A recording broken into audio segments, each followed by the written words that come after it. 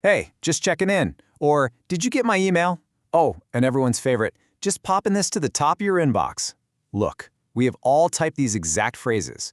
And let's be totally honest, we've all cringed a little bit right before hitting send. There's this universal dread attached to sending that generic, buzzing follow-up email. You know you absolutely need to stay on your clients' or your colleagues' radar, but you're terrified of crossing that invisible line from, pleasantly persistent to just plain annoying. Well, welcome to today's Explainer, because today we're going to completely transform the way you handle this anxiety-inducing task. Instead of crossing your fingers and just kind of hoping you aren't bothering someone, we're going to build a structured, value-driven habit that makes people actually look forward to hearing from you.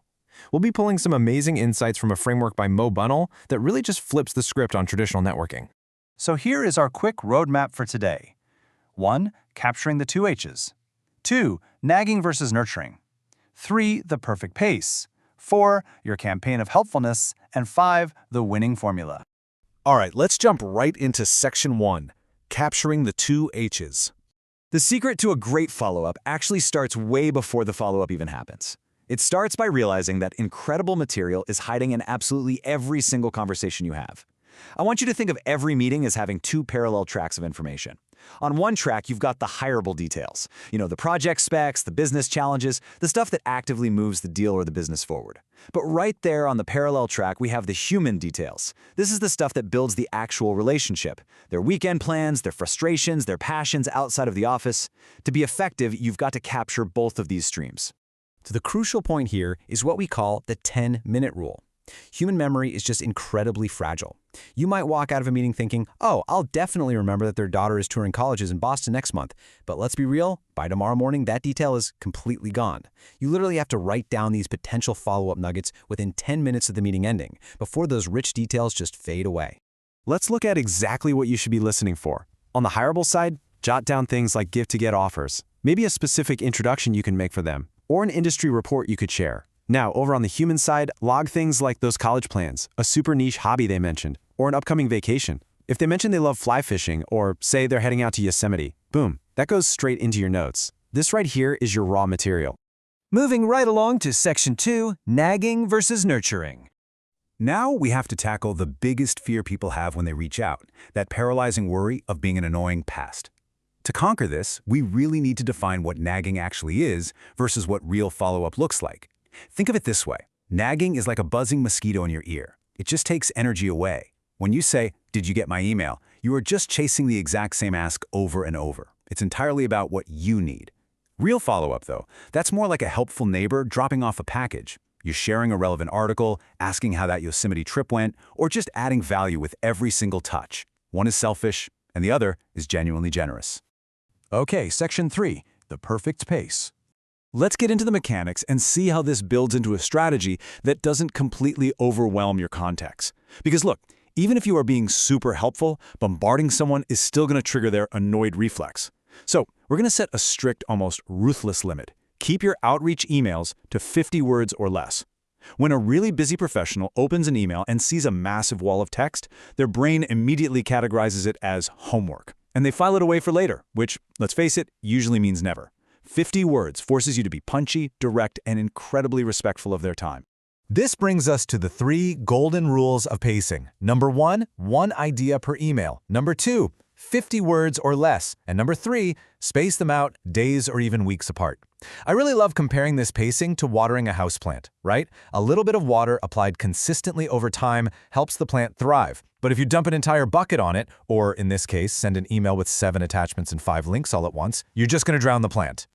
This is your ultimate litmus test. Before your finger ever hits send, ask yourself if the recipient will genuinely think, wow, that was helpful. If you follow the spacing and length rules and you're pulling from your human and hireable notes, every single interaction leaves them feeling grateful rather than burdened. Next up, Section 4, your campaign of helpfulness. So let's move from theory into practice. We're going to pick one key professional relationship and map out a proactive timeline. Think of this as your own personal campaign of helpfulness, where you're aiming for maybe 1 to 2 touches per week. Here's what the first 3 weeks of a brilliant campaign could look like. Week 1, you send a super quick email with that industry article you discussed. That's a solid hireable touch. Week 2, you do something completely unexpected. You physically mail a short book related to that hobby they mentioned. Talk about a memorable human touch. Then by week 3, you're back to a lighter touch, maybe just dropping a really insightful comment on their recent LinkedIn post. Keeping that momentum going, week 4 might be a quick text just asking, hey, how'd the Yosemite trip go? Week 5 could be a low-pressure invite to a relevant industry webinar. And week 6, that's a high-value introduction to someone in your network they'd really benefit from knowing. This perfectly illustrates the cardinal rule of your campaign. You absolutely must alternate between hireable and human touches. Actually, scratch that. Just never send the same type twice in a row. It keeps the relationship dynamic and unpredictable in the absolute best way possible. And finally, Section 5, the winning formula.